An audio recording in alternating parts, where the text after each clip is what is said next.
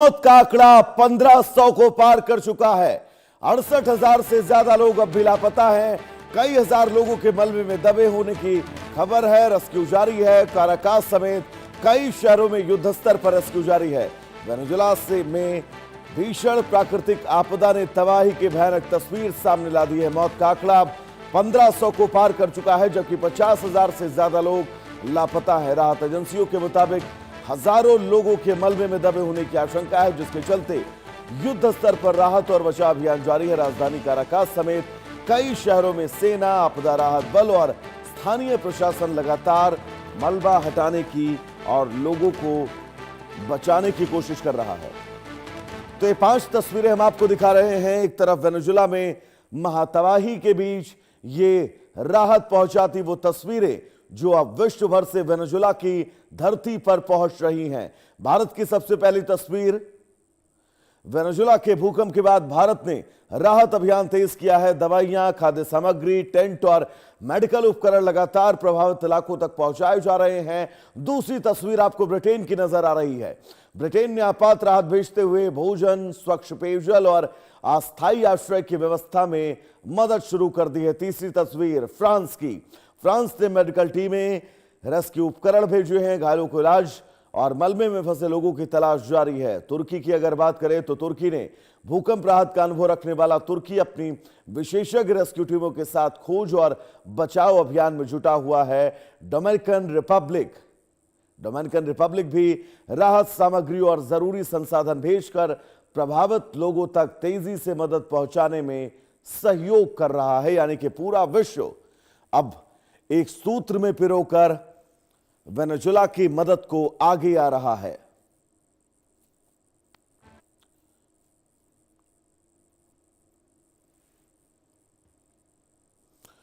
तो इन 5 तस्वीरों के बीच अब आगे बढ़ेंगे दर्शकों। एक और बड़ी खबर आपको बता दें, वेनेजुएला की मदद को दुनिया एकजुट है। 5 देशों ने राहत और रेस्क्यू टीमें भेजी हैं। भारत समेत कई देशों ने पीड़ितों के लिए मदद का हाथ आगे बढ़ाया है और राहत सामग्री पहुंचाई जा रही है। तो 5 तस्वीरें भी हमने आपको दिखाई कि कैसे न सिर्फ ये 5 तस्वीरें बल्कि कई और देश लगातार वेनेजुएला की मदद को लेकर हाथ आगे बढ़ाते हुए नजर आ रहे हैं। वेनेजुएला में महाभूकंप के बीच अब राहत बचाव अभियान बहुत तेज है। पूरी कोशिश यह है कि जितने लोग लापता हैं उनकी तलाश जल्द से जल्द की जाए, उन्हें ढूंढा जाए, उन्हें सुरक्षित बचाया जाए। लेकिन जैसे जैसे समय आगे बढ़ रहा है, चुनौतियां लगातार आगे बढ़ती जा रही हैं।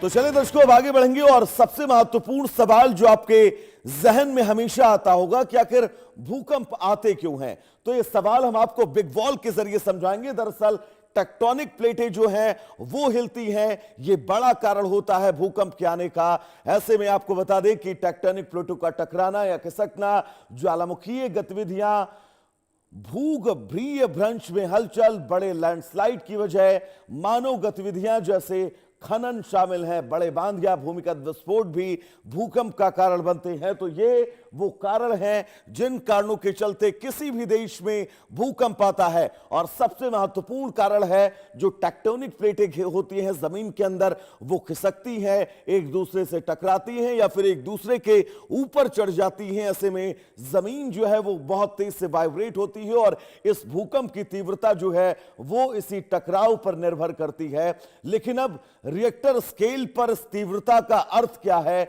यह जानना बहुत जरूरी है, क्योंकि भूकंप को आप मापते कैसे हैं, बिग वॉल के जरिए हम आपको बताएंगे। 3.0 तीव्रता से अगर कम का भूकंप है तो सामान्य है।